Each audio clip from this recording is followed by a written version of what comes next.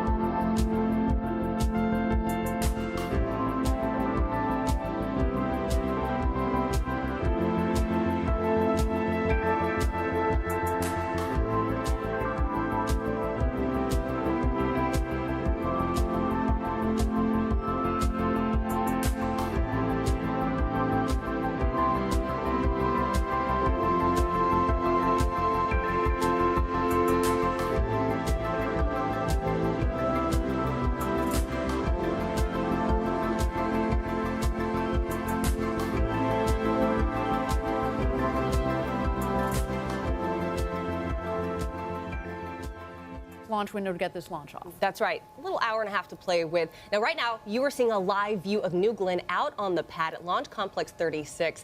Now, what's interesting is right now, we are in the green zone, but we are tracking weather for launch at this moment in time.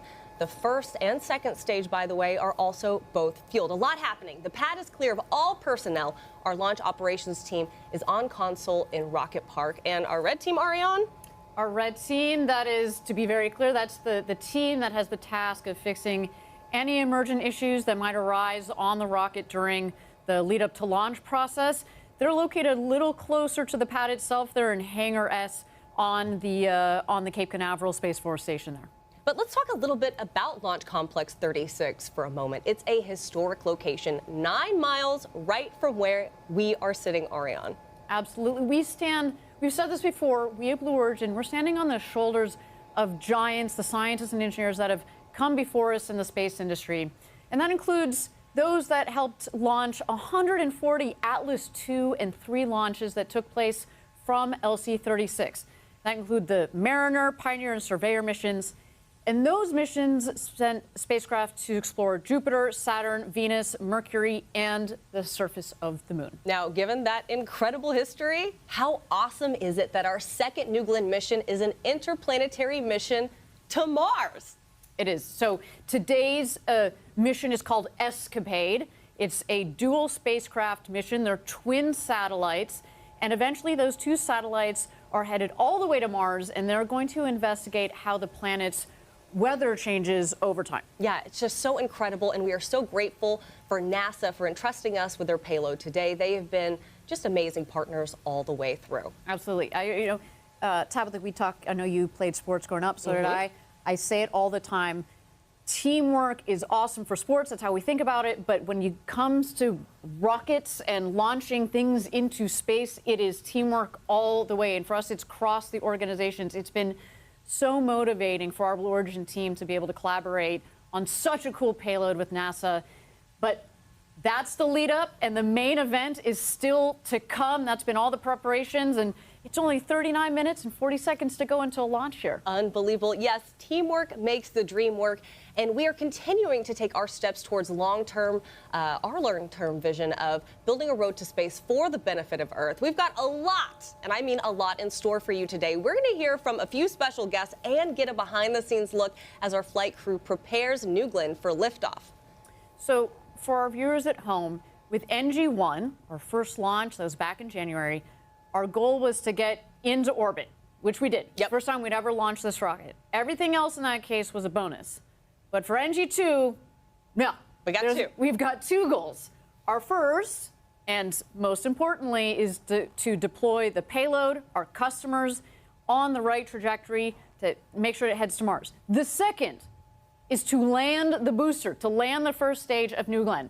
That said, if we don't land the booster, that's okay. We have several more vehicles that are already going through production here behind us, which has been really fun. Literally, Tabitha, in just the last 4 days that we've been here, I have seen major changes on the various parts of the stages. So exciting news. Yeah, our factory floor is looking good. But right now, we want to take a moment to learn a little bit more about ESCAPADE and how it will help scientists learn more about the atmosphere on Mars. Our friends over at NASA put together an awesome explainer on the importance of ESCAPADE. Check it out. Mars, once a warm, watery world with a thick atmosphere. Now, a cold, arid landscape with its atmosphere thinned out. What caused this transformation? And how could this environment affect future Mars explorers? NASA's new ESCAPADE mission aims to find out. The Escape and Plasma Acceleration and Dynamics Explorers mission will help us understand Mars's climate history using 2 spacecraft in orbit for the first time.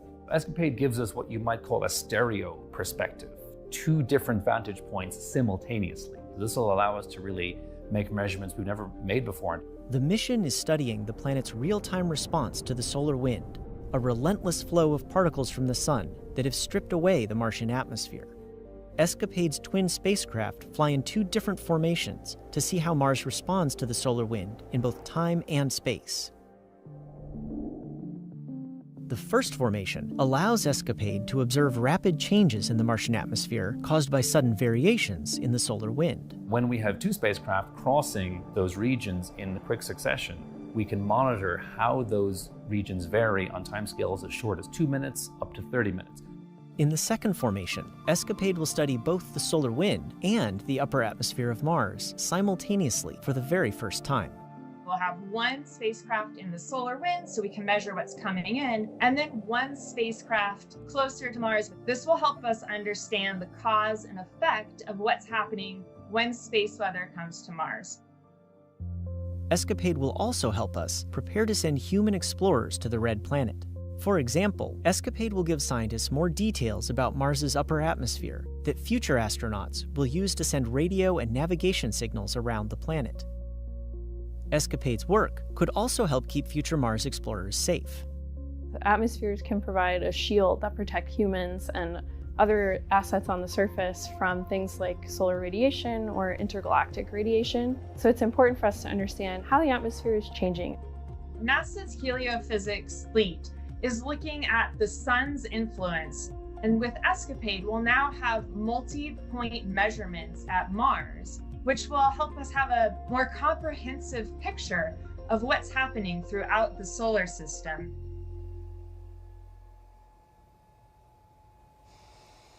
Love hearing it from the scientists themselves. Again, they've invested so much time in developing this payload. They are, it's in some ways it's like their baby as well. So this is a huge day for them. Thank you again to NASA for entrusting Blue Origin with these 2 satellites today. ESCAPADE really is going to teach us so much about the atmosphere on Mars. Hopefully we'll get to go there one day. Yeah. With this information, it's really, really important. And that's the plan. That's the plan they have for it. We have some cool interviews, like with the principal investigator of ESCAPADE coming up. But right now, we've got to bring in the 3rd member of our team. That's Eddie Seifert. Eddie, you are standing by. You are in a great spot for viewing the rocket launch. And you can see, of course, where we're sitting right behind you. Eddie, what's going on? Yeah, thanks, Tabitha. Thanks, Ariane, for the very warm welcome. I'm sitting on top of the parking garage at Rocket Park, joined by our fellow employees that work in the building right behind me. That building is where we have the heartbeat of New Glenn. Over 3,800 employees show up every day to shape metal and build the rocket that we see out on the launch pad today. By the way, that rocket is just down the horizon. We've got a clear view of it today, and it's going to be a great, great spot to watch the launch today. Eddie, I have to know, how are you feeling today? I'm feeling hyped is really the only word. Grateful to be here. And as I talk to our fellow employees here, we're just proud. We're proud of the work that they've done. We're proud that we can put our best foot forward today and that we're going to attempt something very ambitious today. We certainly are. Eddie, thank you so much. We look forward to checking back in with you again throughout the webcast. We're going to keep an eye on that cloud that's lingering over you. We might have to get Eddie an umbrella. Yeah. Out there. All right, at L-minus 33 minutes, let's chat about New Glenn and what makes it such a special and unique vehicle, Ariane. Give us a sense. Let's start out with the size, because it's got some incredible and important features. Yeah, it's a very, very large rocket. For those that have followed our webcasts before, we've had quite a few New Shepard webcasts. New Shepard is about 60 feet tall when you put the capsule on top of it. New Glenn is massive. It's 320 feet tall. Wow. So that's 5 times the height. It's just about over 100 meters. And it's even taller than the Statue of Liberty. So it's kind of like you take the Statue of Liberty, you add another 50 feet on top of it, slap a couple of BE-4 engines, and that's basically what we're launching. It's tall enough to base jump off of, although I don't have permission to do that just yet. You and I actually got to go out there and stand next to it. I mean, I felt like I was an ant. I kind of wish we had some people out there so we could give you some perspective. Oh, there we are. I'm glad we got some video. No, but because it is just so large. Unless it's good that you have you've got there for some perspective, but we're still a bit far away from it. But that's all to say that it is so large, and that's on purpose, obviously, right? We want to be able to put very large payloads on top of the rocket. It has this ability to take a lot of mass and a lot of large things from a dimensional perspective up into space. So what you see here is New Glenn is a 2-stage rocket. For those of you that are not space nerds like us, basically a stage in a rocket is just a rocket. So when you say it's 2 stages, we've stacked one stage on top of the other. So stage 1, GS1, is the one on the bottom. It's fully reusable. We also call it the booster. The booster will lift off and push the second stage up. Once the 2 stages separate, the booster will make a flip, and then it will come back to land on Earth. And it's landing on a platform that is currently about 375 miles or so offshore to the east. Underway, the landing platform is called the Jacqueline. And there's a live look, There she is, beautiful. Looks nice out there. It's beautiful, but Tabitha, it's missing something. It certainly is missing something. Wouldn't that look nicer with a landed booster on top of it? I think it would. Just saying. But that's the rocket at the core of the rocket. Let's talk about the heart of the rocket. This is my favorite thing to talk about, and that is the engines. Now, in my mind originally, I always thought you built the rocket and then you slap an engine on it. Oh, no. No. You build a rocket around the engines. Yeah. You basically start like, how much mass do I want to take to orbit? Therefore, how much power do I need? And that's when you focus on the engines. And then you build the rest of the rocket around it. So the first stage, the first rocket, again, 2-stage rockets, like stacking 2 rockets. The first stage is powered by 7 BE-4 engines. Blue engine 4. Of course, it's because we built a sequence of these. We've built in-house capabilities to design and build rocket engines. And we build the engines down in our Huntsville, Alabama factory, and each one of these things is massive. It generates 550,000 pounds of thrust. And to, again, give our space nerds, our Blue Origin groupies at home some perspective, New Shepard has 110,000 pounds of thrust at liftoff. Each of those engines has 550,000. Wait, hold on a second. Oh, time out. Oh, wait, we got a shot of the beach there. People enjoying the beach and ready to watch a launch. Do you think these people know what's about to happen? Like that they're like, is this an earthquake? No. There's a rocket in the distance. Yeah, they're like, oh, what is that? So anyway, okay, so we have 7 BE-4 engines. So we got 7 BE-4 engines. So each one of those engines, 550,000 pounds of thrust, 5 times what New Shepard has, and then we multiply that by 7. At the base, you see a live, beautiful shot of the base of the rocket. 3.85 million pounds of thrust is what this rocket is going to have on liftoff. So that is the first stage. Let's go on to the second stage. The second stage has 2 BE-3U engines, liquid oxygen, liquid hydrogen on those engines. And the thing that makes those engines different from these engines that you're looking at is the fact that they are throttleable. Like a jet engine, we can power up, we can also smoothly power back. The other thing is that they're built to operate in space.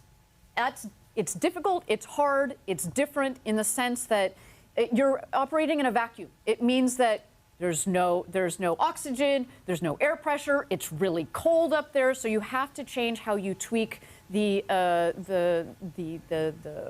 engineering of the engine.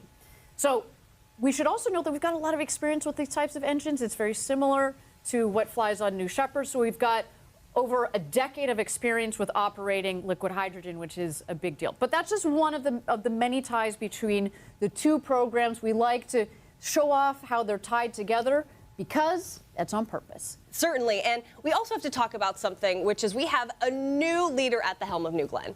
We do. Jordan Charles, he's my new boss. He's the new head of New Glenn. He joined Blue Origin 8 years ago and has successfully led the GS1 team, the team that does the first stage of New Glenn for 3 of those 8 years. I can tell you, he's been my boss since about August, and he has a fantastic leadership style, and his experience is going to be really important as we move into this new chapter of New Glenn, which is, okay, we know that this rocket works and works very well and successfully, as we saw on New Glenn 1, but now it's about scaling up, getting to rate, launching, landing, repeating. Certainly it is, and it's so great to have Jordan leading this program. Now, for today, we also have these 2 primary objectives for New Glenn. The first, of course, to safely deploy the ESCAPADE payload and deliver for our customers. Also on board is a technology demonstrator from Viasat in support of NASA's Communications Services project. That's right, and our second objective, we're taking our second attempt at landing the booster for the first time. And I'm warning you, Tabitha, if this happens, I will lose my mind on the desk. Girl. I am, so warning everybody here on set. It's going to happen. And, you know, we're feeling really optimistic, but I should say we're in rockets, so I should say cautiously optimistic about the improvements that we've made to the booster. But regardless of what happens, whether we're successful on that second objective or not, we are going to keep learning and refining and applying all of that information to the next rockets that are on the floor right behind us here. Yeah, and we already have several more vehicles in production, as you said, right behind us. And landing the booster, as we mentioned, is no easy undertaking. Our team, and myself included in that, recently had the opportunity to spend a day at sea with our Jacqueline crew and learn more about the operations of landing and securing the booster, an operation and moment that will change the course of Blue Origin history. Check it out. The Jacqueline is the landing platform vessel where New Glenn will come down, land, and we secure it and bring it back in. She's 380 foot long, 150 foot wide, and she's a self-propelled vessel. We are the recovery side of the operation. This is where GS1 is going to land, and actually that feather is a center point. We have to leave 4 days before launch. We check all our equipment, and we ensure that everything is working, everything is fully functional. We transit for 300 to 400 miles, depending on how far the landing location is. And once we get there, dynamic positioning allows the thrusters on board here will hold this in position within a range of about 10 feet. We'll have a couple small changes of Jacqueline's position. They're going to feed us new coordinates, right? So we might move 500 yards this direction, a little that way, but we're generally in the area. and right up to like 45 minutes or an hour before that's our final position. When the booster lands, the ROV will come out. Once it's mated with the booster effectively, we'll start pumping high-pressure nitrogen into the booster, which will allow the detanking process to continue to make the booster inert and safe for us to operate around. These are the transit stands. These are what we actually use to secure GS1 to the deck. Each one of these units is individually controlled. We'll have 6 different operators operating them out under the vehicle, and then we're able to lock out the stands, which basically rigidizes GS1 to the LPV deck and allows us to bring it home. The complexity of what we do out here is pretty important because we operate in such an isolated environment. We're hundreds of miles offshore. We're relying on satellite communication. The one thing about working on the ocean and in the elements, we fight it. It never wants to work with you. The best you can do is just get along with it. I hope people understand how important reusability is to this program. Us being out here and allowing us to retrieve these vehicles and bring back and reuse them, we reduce the cost, we reduce pollution. My favorite part of being Team Blue is how everybody works together as a very cohesive group. This is really, really rewarding just to kind of see everyone marching together towards one successful landing operation.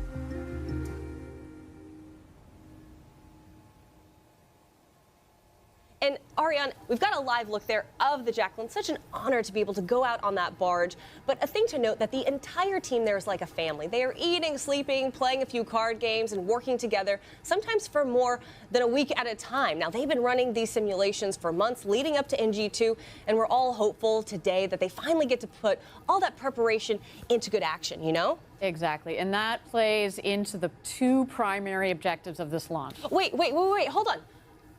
We have someone who's just come into the studio. Oh, I yes. hope it's okay. Dr. Fox, Dr. Nikki Fox, yes. Hey, do you think you could come over here just for a second? Hi. Hi, sorry. I hope it's not a surprise to bring you onto the webcast. No, I'm glad to be here. It's just such an exciting day. It is. So how are you feeling about today? What are you doing here? Oh, well, I'm working on console, working with the team, super excited. It is just an amazing day. We've waited a long time for this. You know, this is for us such a day of firsts. First NASA science mission on a New Glenn, first heliophysics mission going to Mars, first interplanetary spacecraft for Rocket Labs. All of these really amazing things. And for me, the excitement is it's really the first mission that we are going to launch for Artemis to be able to start getting ready to protect our crews when they go to Mars. Super excited about Artemis 2 next year, launching to the moon, and then NASA Science, we are eyes on Mars. Oh, we're all eyes on ESCAPADE and Mars today, aren't we? Amazing. Isn't this nice that I believe your background is in heliophysics? How do you feel about going to Mars? Like, we're mixing it up in the solar system for you. Well, I will tell you, for heliophysics, the moment you leave the Earth's atmosphere, you're traveling in my neighborhood. That's fair. Right? Heliophysics goes all the way from the center of the sun to the very outer edge of our solar system. So I actually was one of the, I got to select this mission, so could not be more excited to be here with my amazing heliophysics team getting ready to launch this mission. And especially given the advanced space has made this extraordinary trajectory right. that spacecraft are going to fly around L2, but also again for the first time ever. First time ever, and it actually unlocks a lot of possibilities for us thinking about Mars going forward, because now maybe we're not stuck with these Mars launch windows. Exactly. Right. So it's just it's such a fantastic day. Cool. And really briefly, like, can you explain that for our viewers? Because what we're doing is we're kind of doing it in the middle period where we normally wouldn't send something to Mars, but we're going to sit it and let it wait. So explain that. We are. So we don't have to wait another basically 13 months for Mars to get exactly in the right place and then launch. We are launching the mission. It's going to basically hang out and then wait for Mars to come into the right location and then accelerate full speed ahead to Mars. So it's just a really great, yet another mission of firsts. Yeah. So many great things. Dr. Fox, thank you for taking the time. I'm sorry I had to grab you, but we couldn't pass up this opportunity. Well, and I just want to thank you guys. I want to thank Blue Origin for their amazing partnership on the New Glenn. I want to thank Rocket Labs for all the work they've done, the amazing team at NASA Goddard, my incredible team at NASA headquarters. You know, we deliver, they crush it every day, delivering for the nation, inspiring the world. Well, and thank you. It is an honor to fly a NASA payload on New Glenn today. That you trust us with your technology like that, it means a lot. It's first of many to come, we hope. First of many to come. Oh, yeah. Thank you so much. Thank you, Dr. Fox. Appreciate Gotta it. get back to the console. Thanks, guys. Bye. Bye. Well, with that, I mean, it's so great to add people to the webcast team today. But let's throw it back over to Eddie. Eddie, he is out with a great view in Rocket Park. And Eddie, who you got there? Yeah, hey Tabitha, hey Ariane. We know going to space is a team effort, and I've got one of those key teammates with me today. This is Tim Fisher, one of the chief engineers of Blue Moon, and behind us is Lunar Plant 1 that has 2.5 million square feet. Well, it brings our Rocket Park facilities to 2.5 million square feet of production space. Tim, what happens in the building behind us? Well, we're building our Mark II crewed lander, one of the biggest spacecraft ever, and our cislunar transporter, another humongous spacecraft, almost as big as the upper stage of New Glenn. And we even have parts of our second serial number of the Mark I lander in there right now. No, it's very exciting what this team gets to do on a daily basis, helping NASA, helping Blue return to the moon, this time to stay. Tim, what makes our lunar lander so special? Well, we're here for reusability and sustainability. We've chosen a lander architecture that someday we can refuel and reuse and go back and forth to the moon several times with the same lander. This is exciting, right? This is the stuff of science fiction, and Tim and his team are making it happen, and soon, right? Tell us about Mark I. What is that about? So Mark I is our Pathfinder. It's using a lot of the same technologies. It's a hydrogen-oxygen lunar lander, and we are aiming it for the moon this spring, and it's going to prove out a lot of the technologies we need to get the crewed lander. Tabitha, Ariane, I'm excited to return to the moon, this time to stay. What else can we answer here? I love it. Hey, Eddie, I mean, you saw in the video, we had some B-roll playing back there. You can see with the cars for scale and the massive building. Can you talk a little bit about why it's so big? I mean, our lunar landers, you know, are not necessarily going to be that big. Why does the building need to be that big?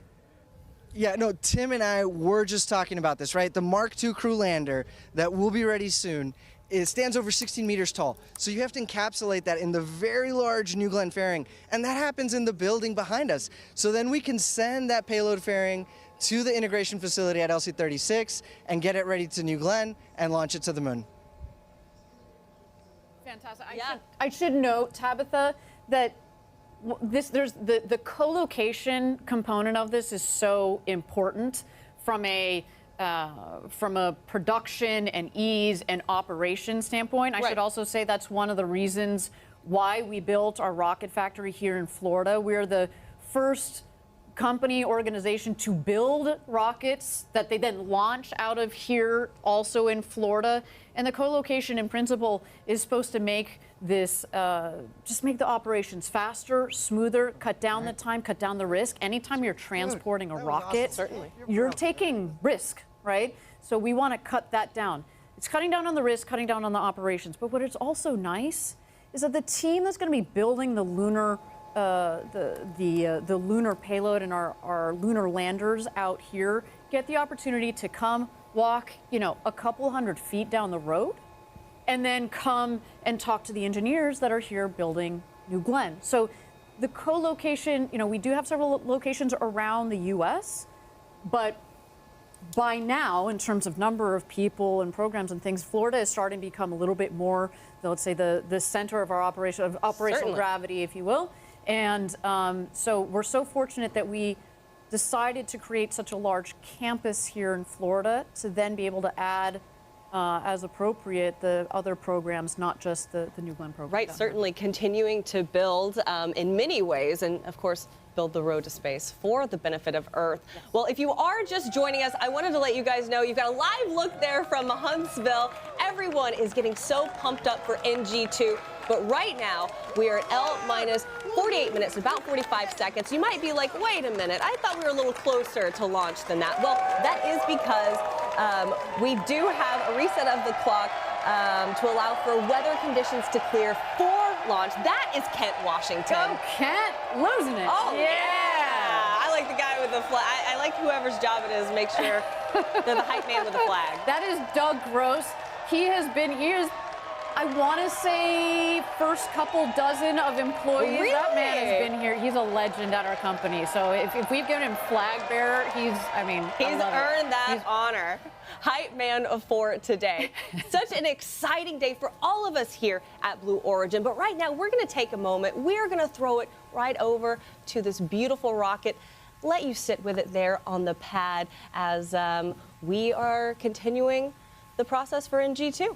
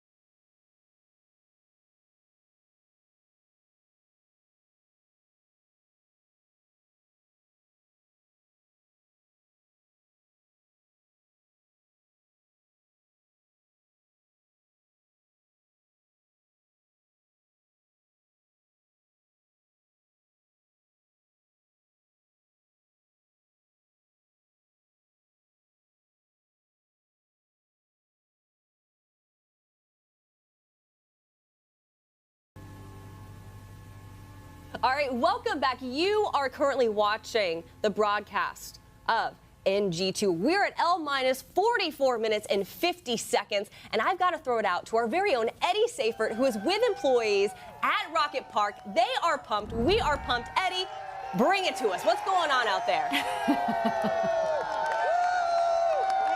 mean, what can I say? This is hype. This crew, they've committed to be louder than before. This is the heartbeat of New Glenn.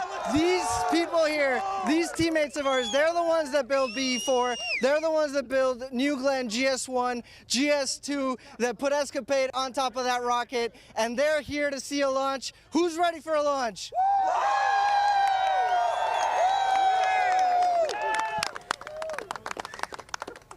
Eddie, it's so great to be able to see so many people come out on a Sunday, by the way. That just shows you, as you said, the heartbeat of New Glenn. What are they talking about? What are they most excited about today? Yeah, well, listen, this crowd is hyped, as you mentioned, on a Sunday. We're just so excited to be here.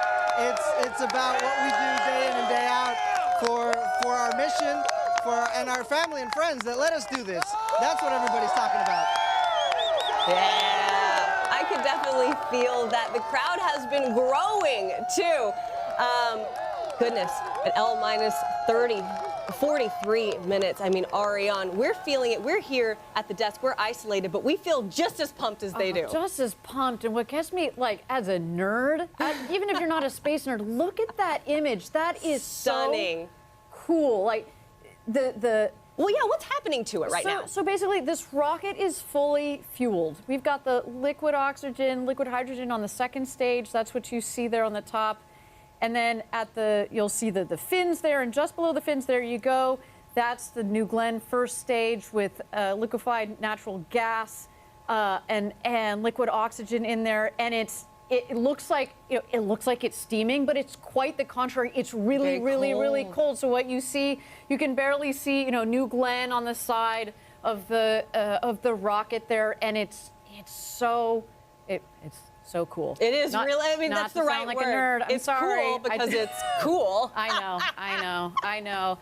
I had kids, but like my husband, I'm popping out dad jokes. It's really awful. It happens. But anyway, it is the rocket is looking really, really good. I should say, Tabitha, the team has been working so hard over the last couple of days to get that rocket ready, and in particular, we learned so much on NG1. So much. This is the first time you do something, okay, like you design it one way, but you don't really see how things are going to click and connect physically on the rocket, but also from a team perspective, from an operational perspective, until you do it.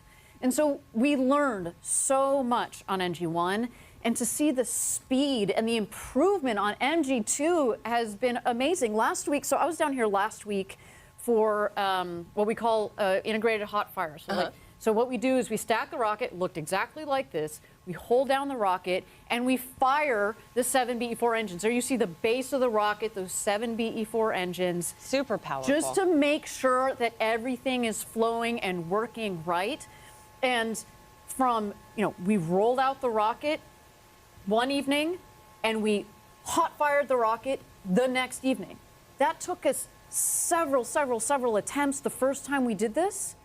And this time, boom, within 24 hours, we had our integrated hot fire test complete, which is what led us here. And then basically a week later, we were on the pad ready to launch because we had a couple of learnings that came out of that integrated hot fire, but we're ready to go. We're right back at it. It wasn't a ton of things. And so that is just one way in which we're showing the improvement in our operations of this rocket. And if we keep up on that trajectory, so to speak. Think about what that leads to. That is what's going to lead to the launch, land, repeat. And that's why today is so important for everybody at home. We're objective number one, putting this rocket into space to put our customer, our NASA ESCAPADE mission into space.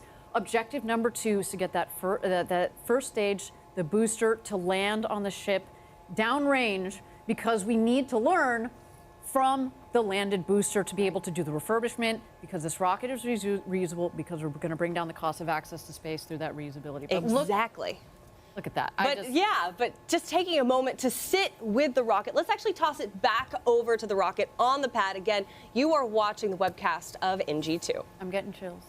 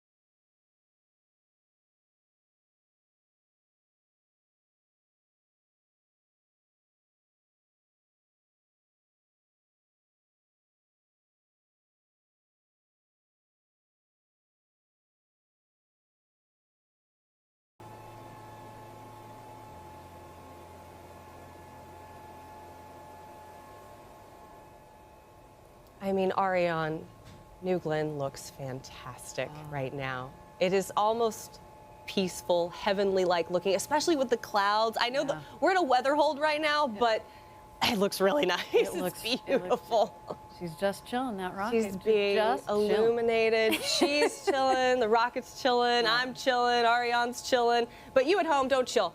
Come with me. We want to take you through something really cool, okay? While we're in this hold, let's talk about Viasat's HaloNet network. Now, the commercial communication system supporting NASA's shift to next-generation space relay services is actually a part of today's mission as well. That's right. So the same technology featured here is being demonstrated on today's New Glenn flight to relay launch telemetry in real time.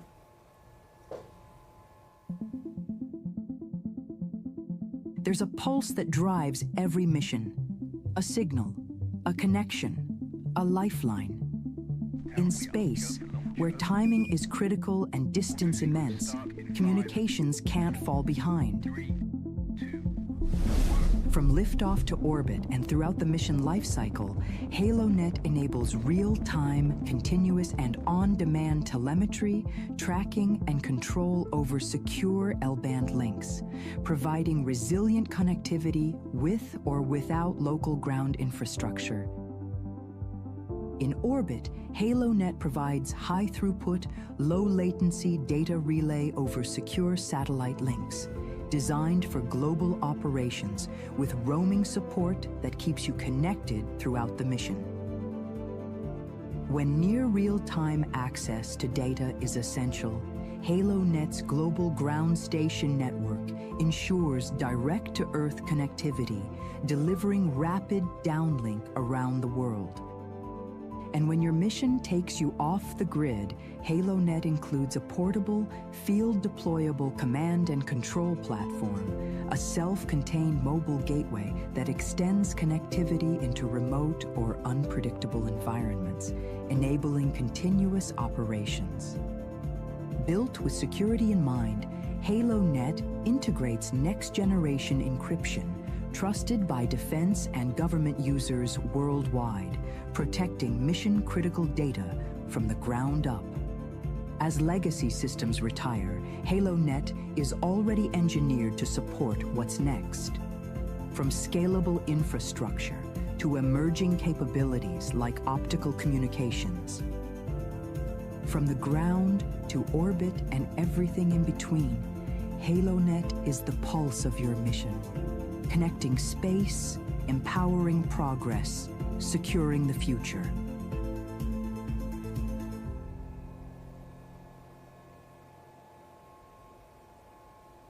So you saw Viasat. We haven't. We should speak a little bit more about this payload because it's the primary payload, of course, is ESCAPADE. You actually saw there in the middle of the video, we had a little side box there that showed the two twin satellites inside the fairing live, ready for their launch to space today. But on top of the payload adapter, kind of the base of where you saw the two satellites in there, is also this Viasat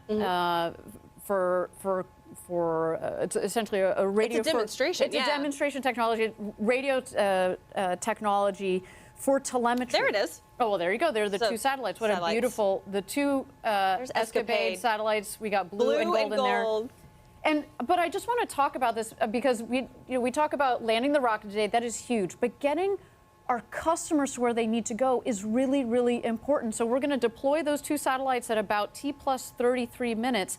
But then the second stage is going to continue in space, right? The two satellites go on their way. And that is when we're going to turn on the Viasat payload as well. So the Viasat payload is not going to deploy. It's going to stay on the rocket, and they're going to test their technology. And it's so, we feel so honored that we've got organizations like NASA. Right. We've got organizations like Viasat, one of the foremost satellite operators in the world, that are entrusting Blue Origin with their technology.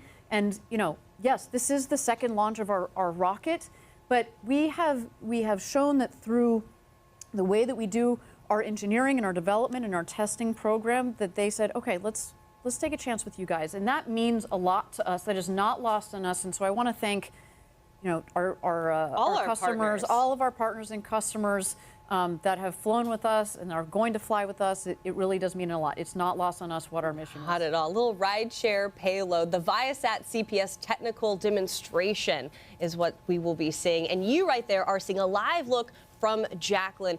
And Ariane, it would look so much better, as you said. Gosh. It's missing something. It's missing. There's something It's just something off that on could this go image. right in the middle. Right That would look real good. Can I tell? A lot of people don't know this.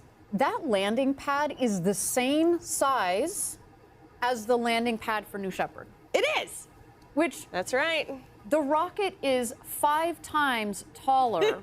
Just think you scale something up 5 times, and we're going to land. To be fair, that's all stacked together. But it's still 7 meters in diameter, and the first stage is massive in its own right. It's still like landing a building, but it's on the same circumference as New Shepard. It is a moment that I know we're all kind of on the edge of our seats waiting for. I certainly am. We've been building up to this moment for months, and then technically for years if we look at how much time it has taken from the start of this company. 25 years ago, we just had our 25th anniversary, and something really interesting, Ariane, 10 years to the month and almost to the day is when we landed the New Shepard booster. Yes, it was. And I don't want to be misquoted. I think it was November 15th. Could be off by a day or two. That's all right. No one's holding you to it. But it was of 2015. Yeah. When we landed New Shepard for the first time, and that was the first time any organization had ever landed a booster that had gone to space before. And I had the honor of being down there. The organization looked a little bit, looked a little different than it does today. We had a couple hundred employees. We're now over 10,000 employees. Yeah. We basically had, we had Kent and we had West Texas, and that's it. And there was a group of, I don't know, maybe like 15 of us, a dozen of us on this back porch. Of course, there was mission control. And it was the second time we had attempted this, similar to, there are a lot of parallels. Similar to New Glenn, we had a beautiful first launch, but if it were an expendable rocket, it had been a perfect first launch. We didn't land the booster the way we wanted to, and on the second launch, we launched it, and it came back, and Tabitha got, this is like ingrained, like just burned in my memory, is this rocket came down, and we heard on this handheld radio, the engines, like drag brakes deploy. Engine relay, and people are just like losing it. Holding their breath. And you see in the distance, because for New Shepard, you're a couple miles away, and it kicked up all this dust, and then we heard touchdown. And there you go. See, you see our happy engineers. It was like that. We just lost our minds. And I am sure that today, when this rocket comes down and does the same thing, it will be like that, but also as we have scaled up, everything gets scaled up, all the energy, it will be over 10,000 employees losing their mind. Is that man wearing a kilt? There's no judgment here. This is awesome. I love more it. kilts. I love it.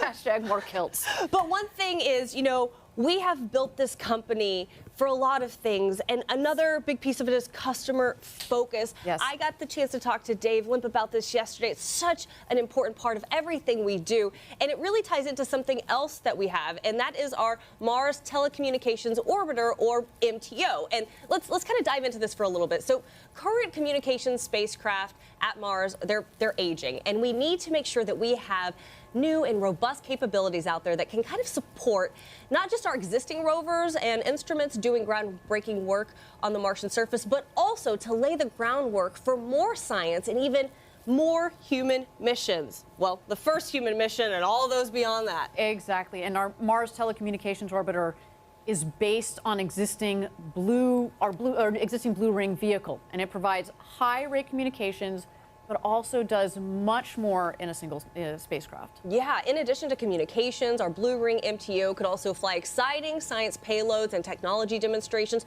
For example, flying a synthetic aperture radar on Blue Ring MTO will help us find the ice on Mars, which will inform future landing sites for human missions. So take a look at our Mars Telecommunications Orbiter.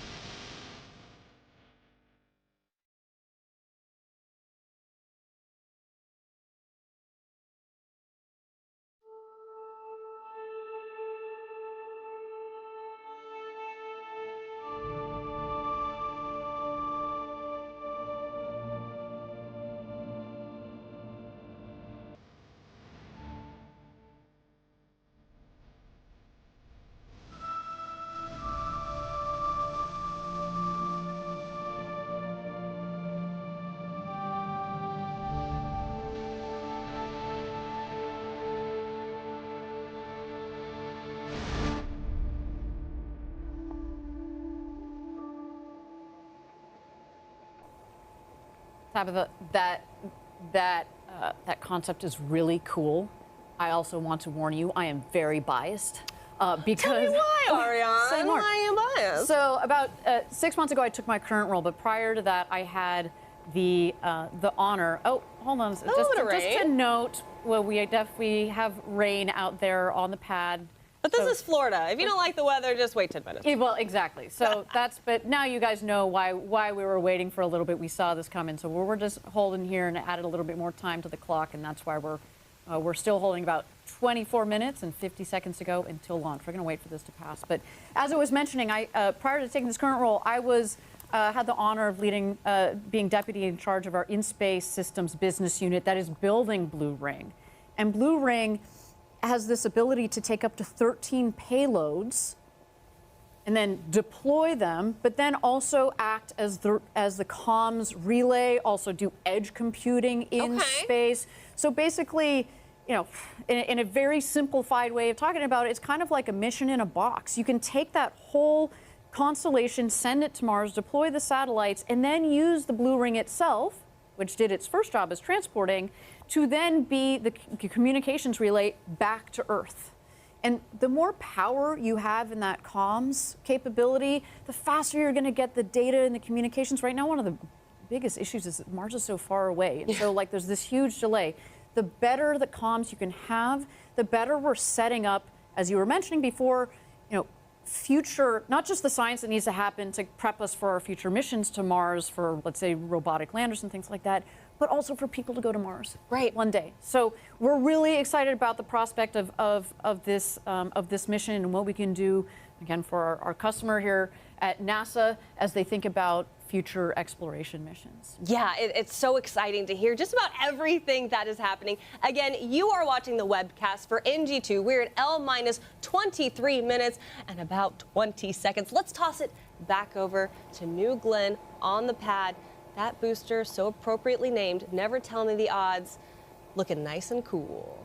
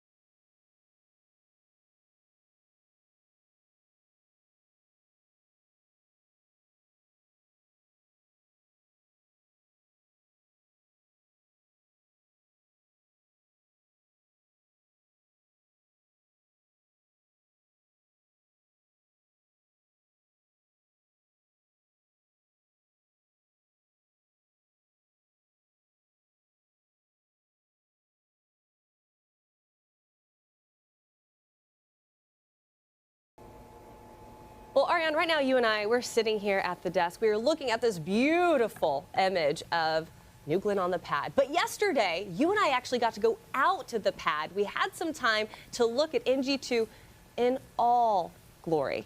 And so I want to talk about how cool it was for us to go and see this engineering marvel. Let's check it out. Okay, so walk me through kind of the different components of this rocket. Okay, so on the most very basic level, we've got GS1, And then stacked on top of it, GS2. It's basically like stacking a rocket on top of a rocket, right? So let's maybe start with the GS1 because it's doing a lot of the work today, right? And we want to land this booster as well. At the top, we call the forward section, you'll see kind of a gold section up there at the top where the 4 fins are. Right. Those fins, they move back and forth, right? So they help with directional capability on the rocket. The whole main section of it, though, in the middle, is basically a big fuel tank. And then you get to the aft, the bottom section there, that has the landing gear you see in each of the doors, but it also has the 7 BE4 engines that are in the base. Right. At the top, then, so that's basically GS1. At the top, basically from the white portion above the gold and beyond, tucked in there are the 2 BE3U engines. The part with the feather, again, that's all basically tank, liquid oxygen, liquid hydrogen for the propellants. I forgot to mention liquid oxygen and liquefied natural gas, the propellants for the first stage, so they're different propellants. And then kind of that nice, smooth top, that is the fairing. There are 2 halves of the fairing, and those will deploy off, those will fall apart once the second stage is up in space. Right. And inside the fairing is where the ESCAPADE, the 2 payloads, the 2 satellites of the ESCAPADE mission are currently. Are twins. They're twins. They're on what's called an ESPA ring. And so it's a ring that mates to the top of the rocket. And then on that ESPA ring, we put the 2 satellites. So once they're up there in orbit at about 33 minutes, first the blue will deploy. We wait 30 seconds. Pretty obvious. We don't want them to run into each other, right? And then second, the gold deploys. So that's what happens with the second stage once it's out of space. But keep in mind, first stage making its way home. It's making its way home, right? So the engines have done half of the work on its way up. We flip it around. We start a burn that slows the rocket. Right. We then use the strakes, or they're basically our wings at the base of the rocket. It helps with what we call cross range. So we basically can effectively fly the rocket, and then it lands on the Jacqueline platform just in the last couple minutes or less even. We have 3 of the 7 engines that relight, and then finally just the final engine that lights. You don't need all of the power, all the engines, because you're landing what is effectively an empty fuel tank. And something the size of a skyscraper. Something that's the size of a skyscraper. So you do need power, obviously, but not as much, obviously, as when it starts. And then it should come for a nice soft landing on the Jacqueline. And if we do that, it'll be pretty epic. It'll be history, it'll be epic, and it opens a new chapter for Blue Origin. So appropriately named, Never Tell Me the Odds. Don't tell me those odds. And Ariane, it was really, I don't know, almost like an out-of-body experience to be standing next to New Glenn. I have been to New Shepard launches. This is my first New Glenn launch. And to see New Glenn upright, and to be in the presence of something the size of a skyscraper, and to learn, as you mentioned, it's essentially a rocket stacked on top of a rocket, right? And the pad itself has so much history. It's just like, I don't know, Space Coast is such a special place. This launch is so special. This rocket is so special. So yeah, I had a chance to chat with some of our customers and our VIPs that also got a chance to check out the rocket. A lot of them, of course, have been in the industry a long time, and they got out there for a photo op yesterday, and they said, "This rocket just looks beautiful." Yeah. And there is something to be said, actually, for you can look at a piece of engineering. I know it's very simplistic, but you can look at a piece of engineering and be like, aha, that looks right. That looks right. It feels right. You add too many bells and whistles and you're like, it's not. This rocket is a marvel of engineering. It flew so well on its first go. I cannot wait to see how it performs on its second go. And as we said, we're cautiously optimistic. We've made some changes to the first stage after our first launch, where we didn't recover the booster to be able to land this time. And we feel good. We feel good. I don't want to jinx anything, but man, I feel We're good. Knocking. I knock on my knocking all over the place. Yeah. But you're right. I've been talking to employees, for months leading up to this moment, and employees do feel good. Engineers feel good, and this launch It feels different. It feels good. And I think everyone is just, on the edge of their seat at this precipice, right? We're ready to land the booster. It would feel a lot better if these clouds got out of the way, if this weather got out of the way. We are in a weather hold. So here's what's going on. If you are tuning in right now, you're watching the webcast for NG2. You might notice on your screen that we are in a hold. We're doing that to allow for a little more time for that weather to clear. We're going to let you know and keep you guys posted on the new T clock as soon as we get information on that. So right now, let's toss it back over to New Glenn on the pad as we wait for some of this weather to just kind of move on out. Roll on by. Let's get out of here.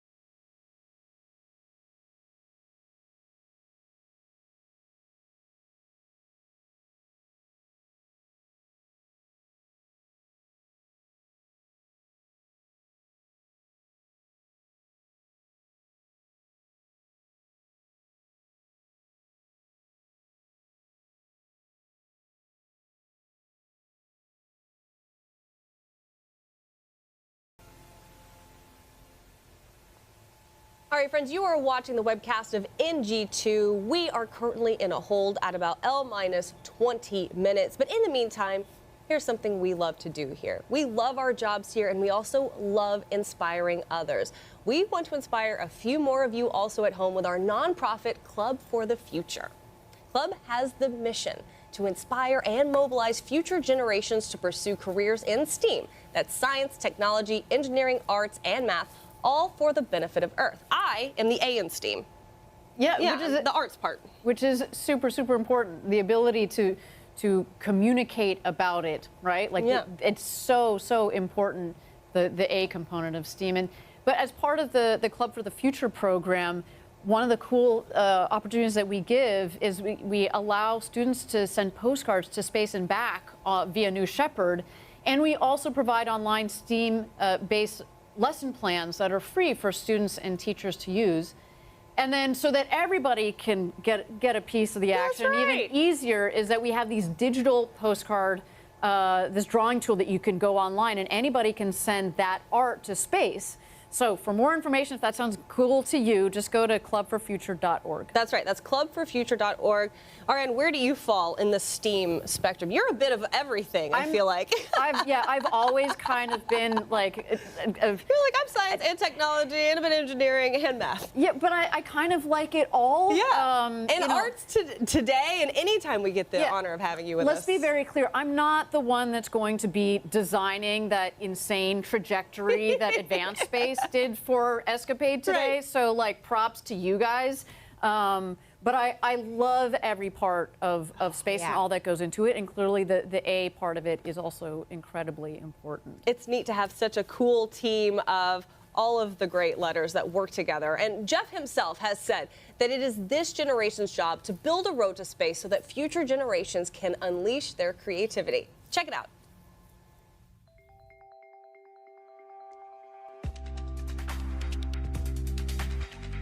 When I was in high school, I was working to build a rocket for a target altitude competition. My mom took me to an observatory opening, and I got to see the rings of Saturn through a telescope. Growing up, I was just not very good at doing school. I wasn't really good at doing homework. There was a teacher at my school, Mr. Cullen, and we spent hours together after school. I would be building a rocket in the back of his class, and that was incredible for me. I had a chemistry teacher who also taught astronomy, sparked that interest in me. She went outside the lines of what I believed a science person should be. It helped jumpstart a passion where I am now a propulsion engineer launching rockets. If a teacher like that could help a student like me and pull me to this career, it just makes me think, you know, what can I do to help inspire the next generation? And that was life-changing for me. And that's what Club for the Future is really all about. Club for the Future! At Club for the Future, our mission is clear: to inspire and mobilize future generations to pursue careers in STEAM, science, technology, engineering, arts, and math, and all for the benefit of Earth. We're here to create meaningful experiences that spark curiosity and ignite passion. We're teaming up with educators to make learning an adventure by creating space-based lessons for K-12 students. If we want to see millions of people living and working in space, space should look like all the populations of Earth. Our goal is to make learning about space more accessible for all. So we've joined with others to reach underrepresented students and underserved communities. But it's not just about what happens in your classroom.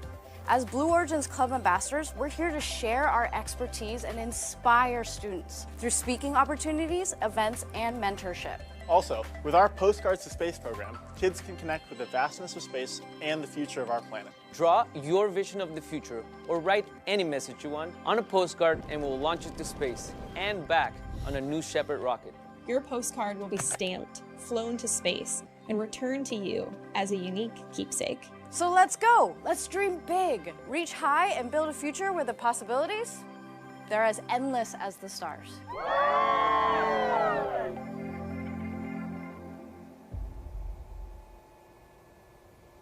Love Club for the Future, and you saw those really excited employees out there. Yeah. There they are, losing it. That's right, Team Blue. Looks like, I think this is our team in Huntsville. There's our team in Kent, coming in on a Sunday to cheer on their rocket. Woo! You see, I want to cheer with them. I want to be there. If we land this rocket today, they're gonna go nuts. This is cheering. We may not be able to show it. And there's a team out here in Florida. You see, They're on top of the garage just right next to us. They've got the best view for this launch. There's our team. They are ready to rock and roll. I love it. I absolutely love it. The team at Blue. There you go. You're on TV. We're waiting too. We understand. We're waiting on that weather hold to lift. Everyone's excited, but the time is coming. Where our team is they're still working on the situation with the weather and assessing the weather conditions out there, but otherwise speaking, the team and the rocket are ready to go. It looks beautiful. It looks beautiful. And I think what you were saying is, employees are so excited, and they're also very involved in community, and they're involved in schools, and Club for the Future gives us that opportunity. Yeah, and it's not an accident in the sense that, our vision is millions of people living and working in space for the benefit of Earth. That's right. Right? For all of Earth. For all of Earth. And we need to 3 steps to that. We got to reduce the cost of accessing space. Number 1. We need to figure out then how to go to space and take advantage of the resources that are out there to make life on Earth better. And the third key part of that is inspiring the next generation, because this is not a project that is done in 6 months. This is not building an app, right? Like this is forever. Decadal, generational type of work. And if we don't have a strong next generation to pass the baton to, that is super excited and is trained and is motivated to do so, then what are we doing? Knowledge is power. It fades if you don't pass that baton on. And so that's why at Blue we've made it a core part of what we do, and what I don't use like the big, we Blue Origin, but literally as individuals, there are so many of us that we call club ambassadors that go I'm one of them. Yeah, I'm You're also one of them. Go and speak about space on behalf of Blue, but arguably on behalf of the industry, because that is such a critical component of what we do. So props to the actual group within Blue Origin, our Club for the Future team. Heather and Lucas and Kristen, they love to reach out, and we love to help them out anytime. Recently, I even had the opportunity to speak to a group of students in India. Oh, I love it. I had just gone to India last year, and the fact I was able then to turn around and talk to them and relate not only my travels to India to what we're doing in the space industry here and what we're doing at Blue, I mean, it really brings a tear to my eye, because it's so cool to be able to make those connections. So you could tell we love Club for the Future. We love inspiring the next generation, and we love inspiring you too at home. But if you're just joining us, this is the webcast for NG2. We've got a live look on the right side of your screen of Jacqueline. Would look a lot better once that booster goes up, and we maybe set it down right where that feather is. That looks like a good spot right there. And then, of course, on the left-hand side, you have New Glenn on the pad ready to go. But let's talk about the flight profile overall. While we're in this hold, we're in a weather hold right now, we made a really cool video that dives a little bit deeper on the entire flight profile of New Glenn. So check it out. New Glenn lifts off from Launch Complex 36 on Cape Canaveral. 7 BE-4 engines will ignite and propel the rocket upward with over 3.8 million pounds of thrust, or roughly 17,000 kilonewtons. The vehicle will quickly reach supersonic speeds as it climbs through the atmosphere. As the rocket ascends, it will encounter maximum aerodynamic pressure, known as max Q, at around 40,000 feet, or 12 kilometers. This is the point at which the stress on the vehicle is at its highest. Around 3 minutes into the flight, the vehicle will turn off its engines, marking the end of the boost phase. Shortly after, the reusable first stage will separate and begin its journey back to Earth. 2 BE-3U engines on the second stage will ignite and propel it onward into orbit with the payload. The reusable booster reorients in the vacuum of space using its reaction control system. At 220,000 feet, or 67 kilometers, it executes an exo-atmospheric deceleration burn using its Center 3 engines. These engines gimbal for maximum control of the booster. This burn slows the vehicle down before re-entering the atmosphere. As it descends, the booster's strakes and fins work together to slow it down and guide it autonomously back to Earth, landing on a vessel at sea. At around 9,000 feet, or just under 3,000 meters, the first stage begins its final landing burn. The 3 middle engines will light for 20 seconds, slowing the vehicle in preparation for the final descent.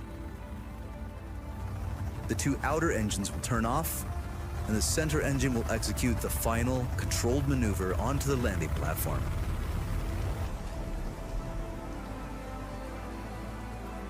The vessel will return to Cape Canaveral to prepare for its next mission. Meanwhile, in space, the second stage will continue to power the payload towards its final orbit. At around 400,000 feet or 120 kilometers, the payload fairings will jettison. New Glenn will deliver an unprecedented range of payloads.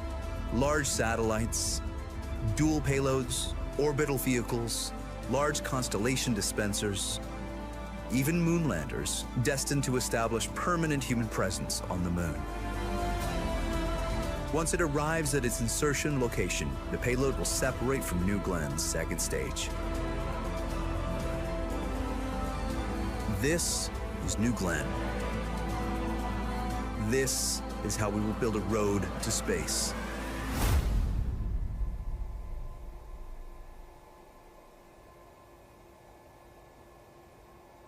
I get chills every time I see that feather come on screen. It's such a great piece pulled together to really explain what's going to be happening with NG2. So there you go. You have a live look, though, of New Glenn on the pad. Now you understand the entire flight profile. But while we're in this hold and we're working out weather, let's go ahead and send it back over to the rocket and just sit with NG2.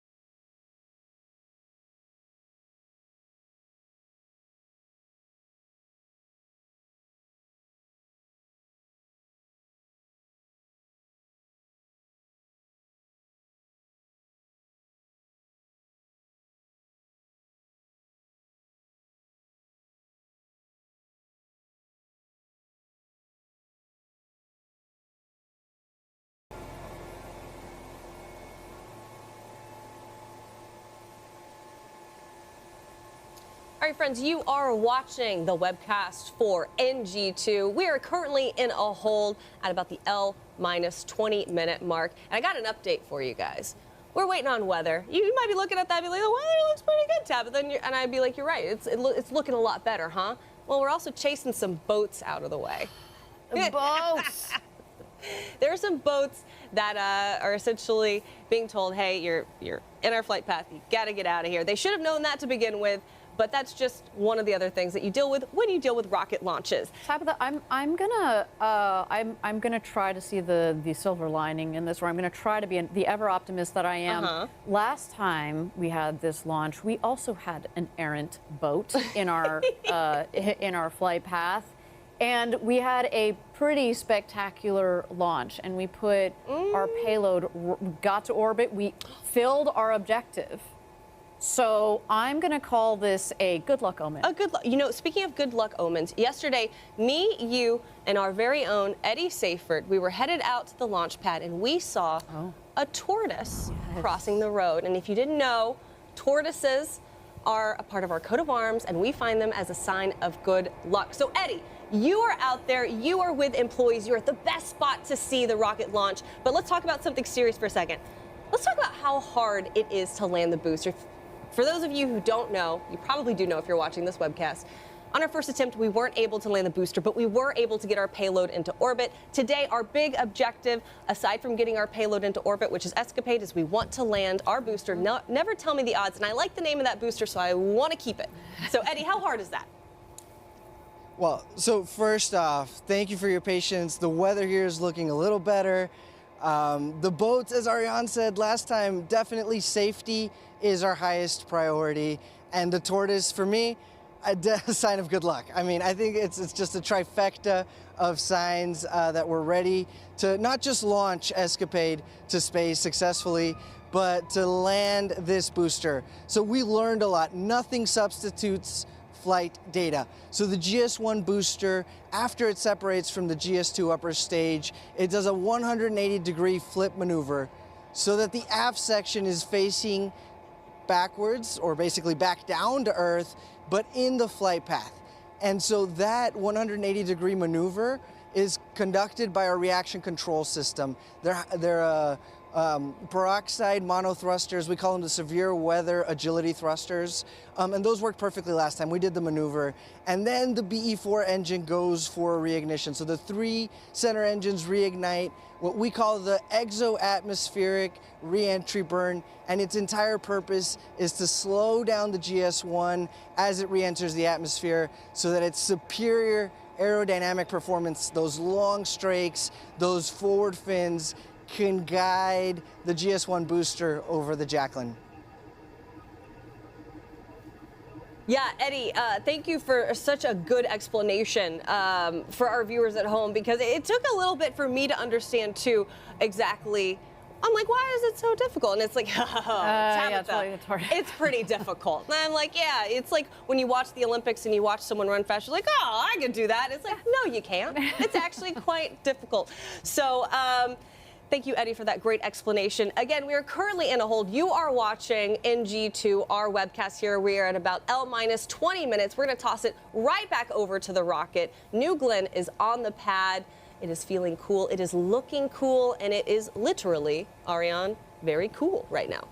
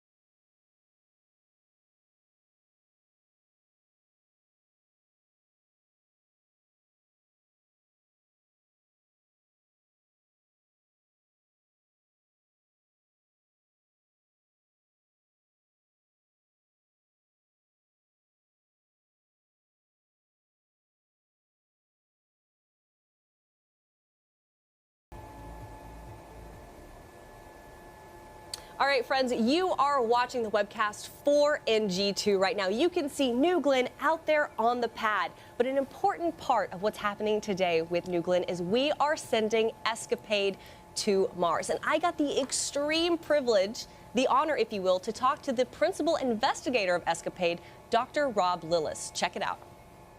Rob, for someone who doesn't know, what does the principal investigator of ESCAPADE do? So the principal investigator is entrusted by NASA to execute the entire project. So it's kind of like the buck stops with me. I have a team of excellent people around me, but I'm responsible for the production of the data, the definition of the science requirements, the execution, the technical aspect of the mission. I think it's a great model for how NASA sort of entrusts the completion and execution of a mission to a partner like UC Berkeley, where I'm based. And ESCAPADE is a really special project. We are so excited to be taking it up today on NG2. Tell me a little bit about what ESCAPADE does. So ESCAPADE is a twin spacecraft mission going to Mars, orbiting Mars to sample the ways in which Mars and its upper atmosphere respond to changes in space weather. By space weather, I mean the million-mile-per-hour stream of charged particles that the sun is at all times throwing out. Sometimes that stream gets gusty, and the gustiness, essentially, of it is what we call space weather. And there's all sorts of ways that can happen. The magnetic field can get stronger, the speed can get higher, the density can get higher, and all those things have an effect on the Martian atmosphere. And over time, it can strip away the particles in the upper atmosphere. And we know that this has been an important process by which Mars's climate has changed over Martian history.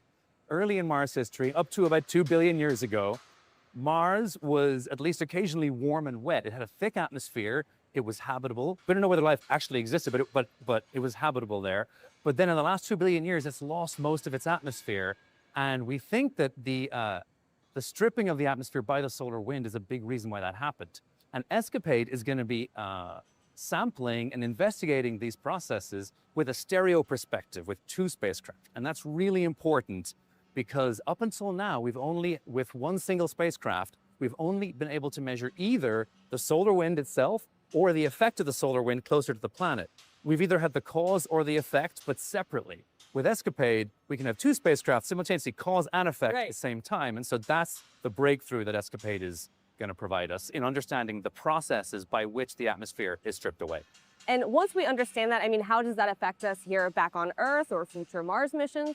Right. So it's important for a couple of reasons. One, I think we're just curious as to how planets evolve in general. Right. Like over the billions of years, planets, they change their atmospheric composition.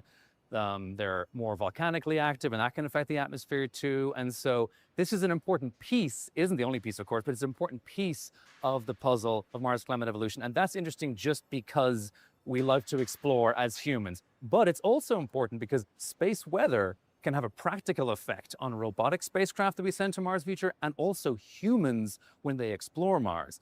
This is important for a couple of different reasons. One, a big space weather event, what's often called an interplanetary shock or a coronal mass ejection, when the sun belches out a couple billion tons of hot plasma, often at high speed, high density.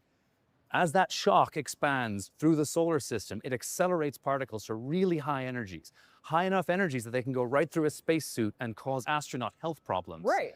And so the radiation on the surface of Mars, when you get a big enough coronal mass ejection, you can get 100 days worth of radiation in one day. This happened last year. Wow. This happened last year, June 6th, 2024. The usual background level of radiation was increased by a factor of 100 for that day when that happened. And so if you're an astronaut on the surface of Mars, you don't want to be out away from your radiation shelter when that happens. And so ESCAPADE's measurements are going to enable us to better forecast those radiation hazards. There's another reason too why ESCAPADE's important, because we're also going to be studying the ionosphere. So this is a layer of gas in the upper atmosphere that's ionized. And that's important because that layer, it distorts radio signals as they pass through it. And understanding the variability and the structure of that ionosphere will help us to correct for those distortions. For communication. Communication, but also for navigation, because there's going to want to be GPS on Mars eventually. And understanding how the ionosphere distorts the GPS signals will enable astronauts to know better where they are. All these things are taken into account on Earth. It's all behind the scenes. So your phone doesn't have to show you how they're correcting for it, but that's all behind the scenes on Earth. we want to be able to do that same error correction on Mars, and ESCAPADE will help us understand the ionosphere. It's really cool to know that we're thinking about these future problems now. Yeah. And speaking of things that are happening in the future, I mean, ESCAPADE is not going to be making it actually to Mars. The spacecrafts aren't going to be there for at least 2027. That's right indeed, yeah. So what happens once ESCAPADE deploys? Kind of tell me more about the trajectory. Okay, well, so after it deploys, first of all, there's a few important checkouts we have to do. The first thing is we got to deploy the solar panels and we got to get it to speak to us. And so actually, the viewers will be interested to know that we may not hear from the spacecraft for up to 3 hours after launch. And that is by design. Okay. Because we have 2 antennas, one on either side of the spacecraft, and they only work one at a time. And we don't know which one necessarily is going to be pointed towards Earth initially. So if the one that turns on first happens to be pointed away from Earth, we got to wait 2 hours until it decides, oh, I'm not hearing from Earth, and it switches over to the other one. So no one should panic if we don't hear from it within that first hour. But once we know that we have signal, we're hearing from it, and we know the solar panels are deployed and they're facing the sun, so that's called power positive. So it's a safe and a stable mode. Then we can relax, and then we can start focusing on the longer term aspects of the mission. And you mentioned trajectory. So yes, we are taking quite an unusual path to Mars. We are going to spend about a year in a very large Earth orbit, fairly gravitationally bound to the Earth. We're calling this the loitering phase. It's in the shape of a kidney bean. It kind of goes like this. And next November 2026, we're going to come back to Earth after going more than 2 million miles away. We're going to come back to only 600 kilometers above the surface. We're going to use Earth's gravity and burn our engines at that point, taking advantage of Earth's gravity to slingshot ourselves toward Mars. Because early November next year is when the interplanetary window opens for a transit from Earth to Mars. So all Mars missions before us have had to wait until this narrow 3 or 4 week window every 25 months. We're launching halfway between these 2 windows, so we're just going to kind of hang out in near Earth space until it's time to go to Mars. And this has never been done before. And this is really, really exciting because this actually opens up the possibility in the future. If humans want to actually settle Mars, we're going to have to send hundreds, maybe even thousands of ships to Mars within that 2 or 3 or 4 week window. And there aren't enough launch pads on Earth to reliably do that just within that window. So we could launch them over the course of a whole year, maybe, and we could like sort of queue them up, so that they're kind of lined up so they can go when that window opens. And so this is hopefully going to pioneer a way to essentially enable interplanetary settlement in the distant future. Who knows?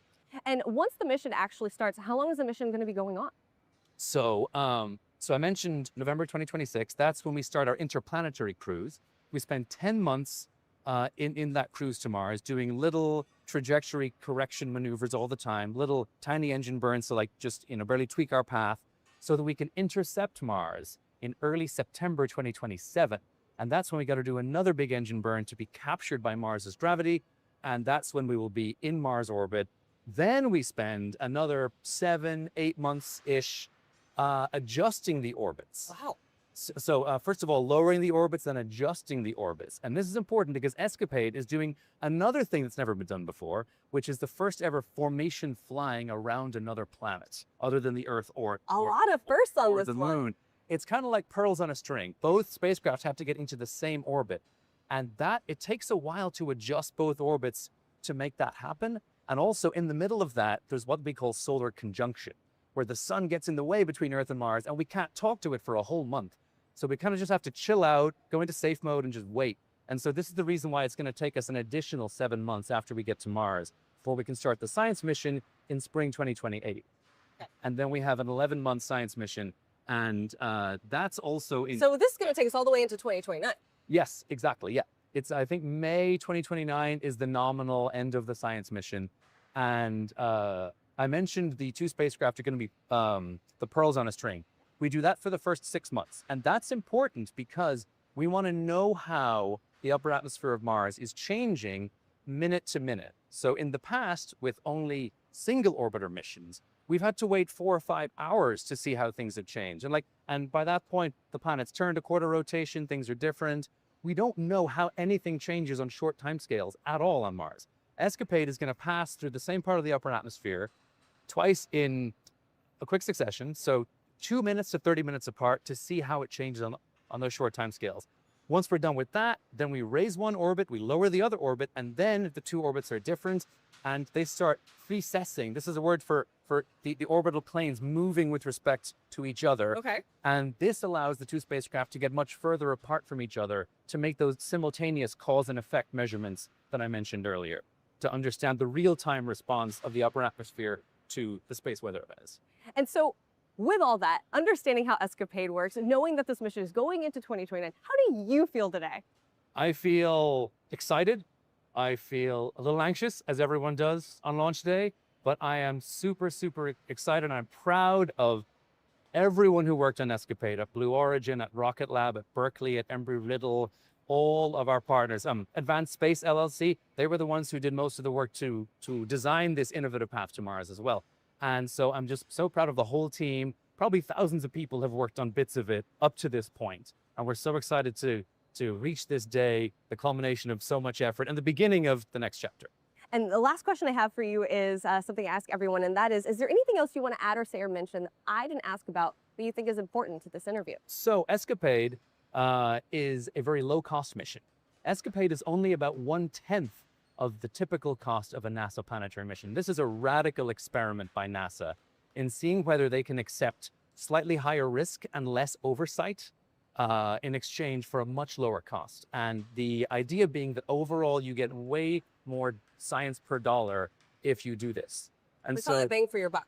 Bang for your buck, science for your dollar. And it's because we are embracing, as I said, a lighter sort of a touch by NASA. We're using more commercial off-the-shelf parts. There are fewer reviews. There are fewer sort of requirements. NASA's kind of letting us run a little more than they would typically. Okay. And NASA's oversight is often what drives a lot of cost. That's great, but it does come at a cost. And so this is hopefully a new way of doing at least a fraction of NASA's science portfolio with this higher risk, lower cost approach. It's very exciting to have you here, to be able to interview you. This is an exceptional sight. Just watching pieces of other rockets being put together and knowing that our booster, our upper stage. It was all built right here. It was all built right here. The fairings, the payload adapter, it was all built right here, yeah. Well, Rob, thank you so much. I appreciate your time. Cheers, bye-bye. So obviously a great interview and a great opportunity to be able to talk to Dr. Rob Lillis there. If you were just joining us, you are watching the webcast for NG2. If you're looking at your screen, you might notice we have a new L time, which is L minus 28 minutes and about 30 seconds. Now, to keep you guys updated, we know that the weather is now clear. You're like, all right, that's some good news, right? Well, we have also learned that the launch team is looking into an issue with our ground support equipment at the pad. So we wanted to give you an update on that. And of course, we're going to keep monitoring everything happening around NG2. Yeah, I think a lot of people, when you look at a rocket, you're like, oh, the rocket's going to go. There is a lot of engineering that also goes into the ground systems. That's the ground system of the pad. That is the ground systems for the telemetry and the communications. We need to be tracking the vehicle. But like out there on the pad, that pad actually is a feat of engineering in its own right. In fact, this Launch Complex 36, we were talking about it earlier in the webcast, it's been used as a launch complex for decades before us. But we Great history, but we basically cleared it out and built it back up again. The amount of power, data, propellants, all these lines that are going up there. You see the two towers, the one on the right will eventually have crew coming off of it. Slightly off the shot to the left, we've got the water tower. There you got a kind of a back out view so you can see a little bit more. There's a lot that goes on out there. We've got this huge, what we call our propellant farm. There's a lot that goes on out there. So we need that to also be working and working properly and in right conditions to keep the rocket ready to go as it ticks down. And then when we will turn, obviously, the show, if you will, over to the rocket. But in the meantime, there's a lot of work happening in the ground system. So if something is out of line, pressure, data, power, that then could translate down the line, down the pipes, literally, to the rocket, we have to check it out. So our team is on it. But, we do have a little bit of time here to do so.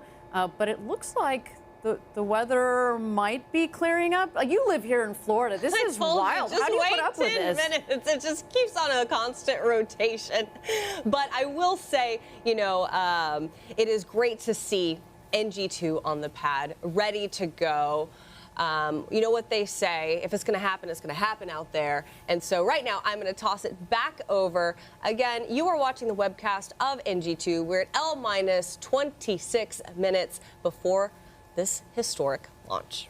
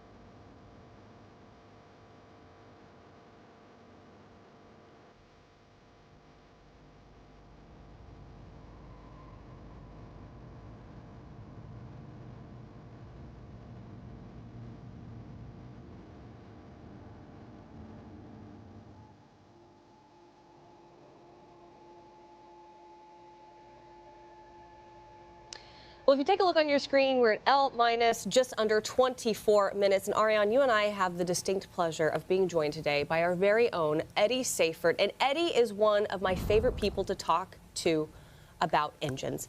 Eddie knows all things engines, as do you. Eddie. Engines Coming to you with live. Eddie. We're coming to you. Let's talk a little bit about our engines.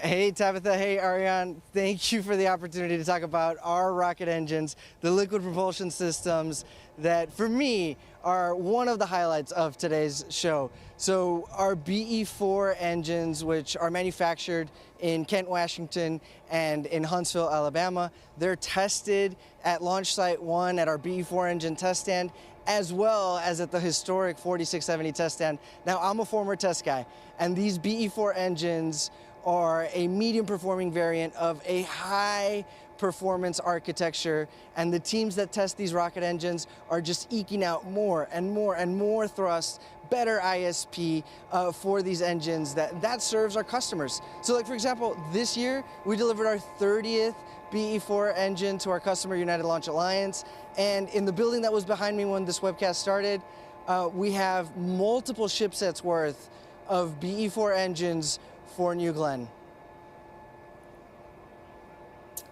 Eddie, do you feel like you have a particular love for one or the other, the BE4 or the BE3? I know you were out in West Texas for a long time. We do a testing of all of our engines really there, but do you have a favorite?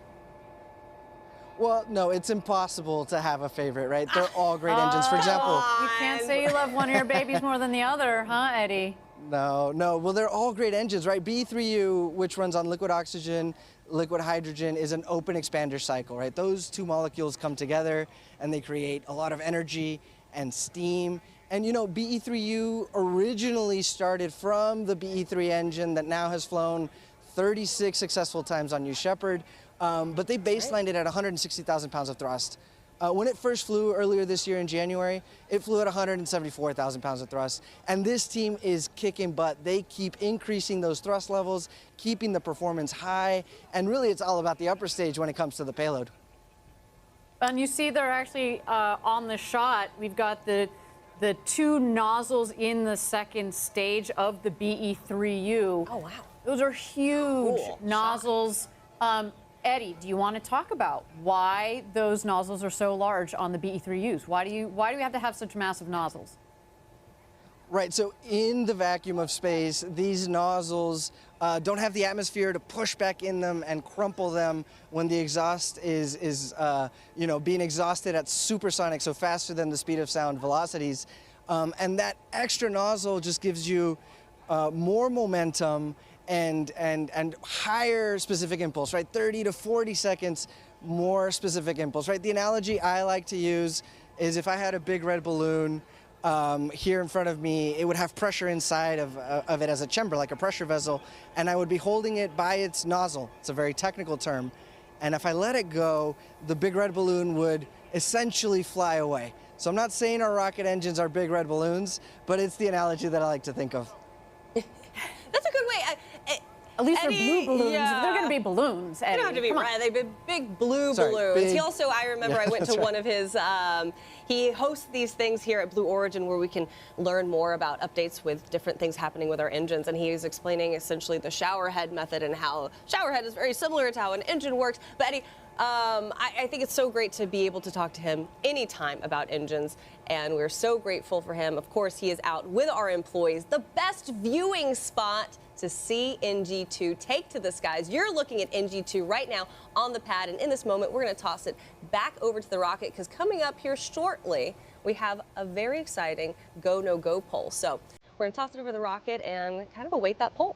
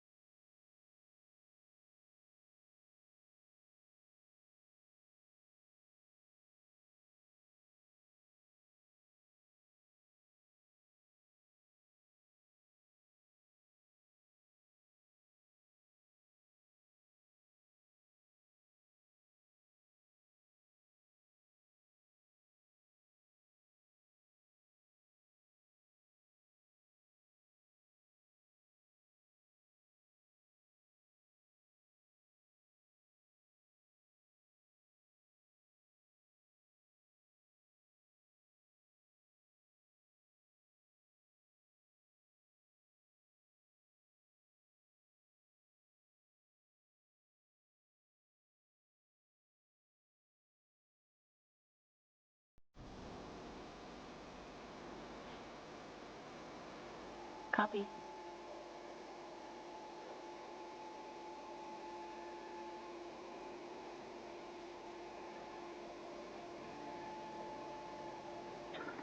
All stations, this is the LV on count 1 with the go poll for final configurations and terminal count. Understand we are still pending GME final configurations and LVHD retraction, also pending weather. This is the go poll for final configs and terminal count. GC. GC is go pending retraction of LVHD10. LC1. LC1 is no go pending day of launch PDI load. Understand you are a go pending the load. LC2. LC2 is go. LSO. Go. OSM. Go with the exception of weather. RC. Go. ESR. ESR go pending LVHD and PDI. AC. Go pending LVHD retraction. Recovery. Go. TLI.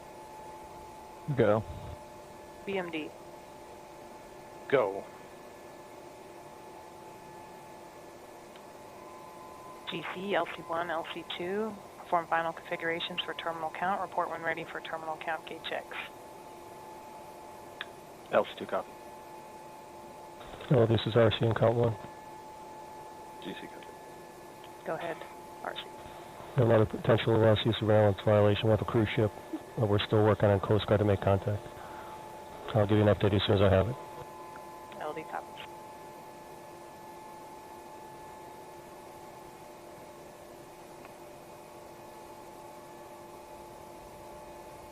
So you just heard the go poll there. It seems like a conditional go according to the weather. So we are going to continue to our terminal count, and we're going to continue to also keep an eye on the weather. So lots of things that we are tracking at this moment in time. I think we should note there just a second. So first of all, our launch director, Megan Lewis, that lady is a boss. Yes. She is fantastic. There's a lot of things to coordinate there, and you heard various teams giving their go, no go, and go pending. And obviously we have to track a lot, especially in these last 15 minutes. And her job in that room is to coordinate. You saw the people in the front room, but then there's also essentially what's like an engineering support room in the back. Yeah. So that they go off and they track things, they run things down and report back on making these clears. So they are go pending because they want to launch this rocket, and they think that there's still a chance here. So more drama. Yeah, we're excited. This has been quite the show. As you are watching in G2, we're at L-minus 14 minutes, but in order to build a road to space for the benefit of Earth, we've got to radically reduce the cost of access to space by having our reusable rockets. So here's everything that you need to know about New Glenn. The capability, the payload volume of New Glenn was all developed not only for today, but for the future. We have a first stage that is designed from the ground up to be operationally reusable. We have a second stage that is one of the largest upper stages to ever fly to space. New Glenn being a reusable launch vehicle is so beneficial to future lunar missions. It's going to allow us to keep that cadence going, where we'll be able to launch multiple landers, multiple refueling flights over and over again, so that we can reduce the cost of access to the moon. It is designed to be an incredibly resilient vehicle with a tremendous amount of mass to orbit capability. We can do anything from low Earth orbit missions where we're deploying a whole lot of small spacecraft to geostationary missions where we've got a large monolithic spacecraft. We can do very large modules of future commercial space stations on a single launch. We can take dozens and up to 50 to 100 satellites per New Glenn mission. It is our avenue to significantly reduce the cost of access to space. We've been working with a huge variety of customers, and they're really rethinking their business models because of what New Glenn unlocks for them. New Glenn will be able to launch a lander to the moon in a single launch. That's an incredible capability that this one launch vehicle will be able to do. We built these landers specifically to fly with New Glenn. And that's what's so great about having the launch vehicle and the landers all part of Blue Origin, is that we work together. It really is the infrastructure, the building block, the foundation of how Blue Origin will enable building a road to space. We've got a number of programs we're working on like Blue Ring, which will benefit national security customers and other customers, providing on-orbit maneuvering capabilities. We're working, of course, with our own internal teams to deliver new capabilities that Blue is bringing. But New Glenn is going to be delivering all kinds of spacecraft today, all kinds of new systems, all kinds of capabilities. And New Glenn is the vehicle that can take NASA or anyone, anywhere in the solar system. We foundationally developed New Glenn for what we think space is going to look like 50 to 100 years from now. It will allow us to go to the moon, to asteroids and other planetary objects, and use those resources to learn how to live off the land in space. New Glenn is going to unlock so much potential that we don't even know about yet.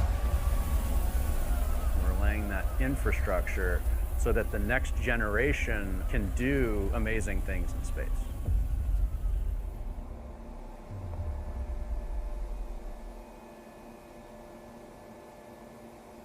All right, we are at L-10 minutes and 34 seconds to go from New Glenn's second launch. And Tabitha, you recently had the chance to chat with our CEO, Dave Limp, about NG2 and what this mission means for science, but also for Blue Origin. I certainly did. It was so great to be able to sit down and actually talk with him. And I think you guys are going to be surprised to learn just how much of this moment has really been building up over time, and how even when he was a child, you know, Dave himself had an interest in space. Check it out. This is a really big moment for Blue Origin. Can you tell me how NG2 compares to NG1? Yeah, I think NG1 was obviously our first mission. There was lots to learn, and we did learn a lot, and unbelievably successful in that we made our goal, which was to get to orbit. This time we're going to be a little bit more ambitious, and we want to not only get to orbit, but we have our first paying customer this time with ESCAPADE, and get them off to Mars. That's the first part of our goal, and then the second part of the goal is to land the booster out on Jacqueline. And if we don't, we have more over here in the factory that we're building, but we're going to give it our best shot. Never Tell Me the Odds is pretty fitting for this booster. You know, we are taking our second attempt at landing it for the first time. How are you going to feel if we land it? Well, I certainly will not channel my inner C-3PO. I will be very ecstatic. I'll be on pins and needles up to that point, but it would be a huge achievement for the team and for Blue. I think that we have a good chance, but if we don't, like I said, we can build more, but I will be over the moon if it happens. Now, New Glenn is obviously just one of the many systems we have here, right? We have New Shepard, we have Lunar, we have In-Space Systems. How are all of those organizations really working together to further our ultimate goals? Yeah, I think each component of what we do has a piece of trying to get millions of people to work and live in space, and they all have their individual. But as it relates to this particular mission, a huge amount of people have put work into it. Obviously, our engines team in building both the engines for the booster, the BE-4s, and the BE-3Us for the upper stage. We also have a huge amount of work by the obviously New Glenn team building this vehicle, but also New Shepard has been a pathfinder. So all our avionics fly on New Shepard first, so that we can get a sense of what's going on there and get a sense what it's like to have flight-ready hardware. And so it takes a whole team, and it's a very big cross-functional effort across Blue. We have more than 10,000 employees here that are very excited about this moment. I'm one of them. What is your message to those who are going to be watching our webcast and be watching NG2 take to the skies? Well, I think everybody will be a little bit on pins and needles, I'm sure. But I would say that this is a culmination of a lot of work from a lot of teams. It's not the end point of our journey. Obviously, we have a lot more rockets to make and a lot more customers to make happy as we move forward. But to the extent we're successful here, I hope everybody at Team Blue takes a pause, smiles a bit, celebrates, because it'll be a great achievement for us. And we'll take that deep breath. We'll sort of embrace the moment and then move on, because we have a lot of customers waiting for us to succeed. And there's nothing that makes you happier in business and in your life when you see the smile on customers' faces. Did you ever think that you would be doing something like this in your career when you're watching your rockets launch? No? No, not in a million years. I was very happy making Fire TVs and Echoes, but it is a boyhood dream, and so to be able to have it, I kind of pinch myself every day, and just amazed that I get to wake up and help this and lead this amazing team of people build incredible technology like New Glenn.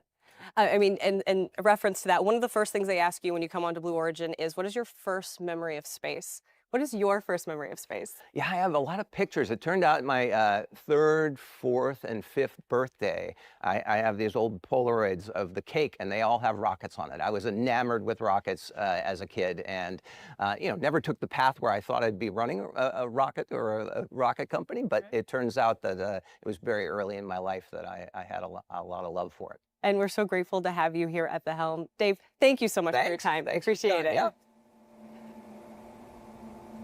And it was such a great interview to have a moment to sit down with our CEO and talk with him. If you are just tuning in, this is the launch of NG2. We are at L minus under 6 minutes, and we have to tell you guys right now we are tracking a cruise ship that is in the area and closely tracking weather, as we heard in the go poll. But my understanding is that by the time it comes to our moment of launch, that cruise ship should be out of the way. But we're still keeping our eyes on that weather, Ariane. Absolutely. But with that, we're under 6 minutes to go.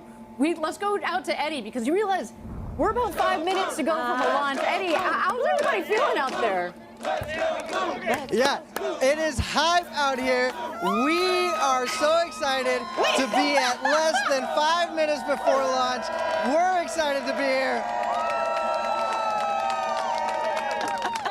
Eddie, is that guy on a chicken? A rooster? Yeah, we got Rooster, and the flag. Everybody say hi to Rooster. An Escapade, and this is the team that's launching the rocket today.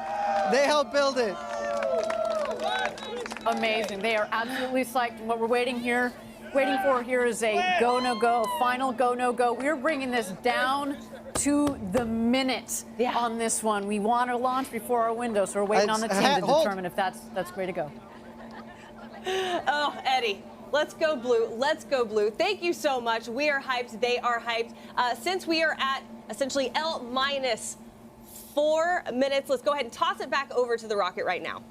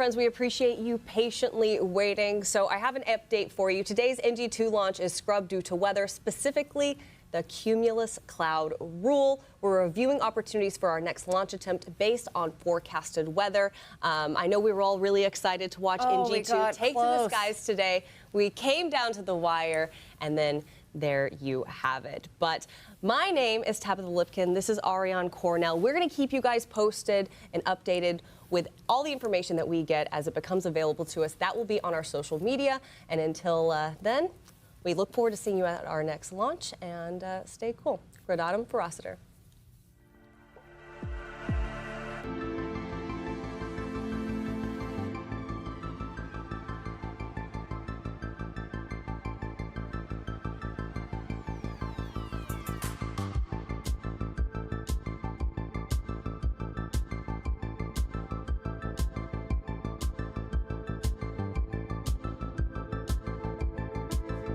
Oh, that's beautiful.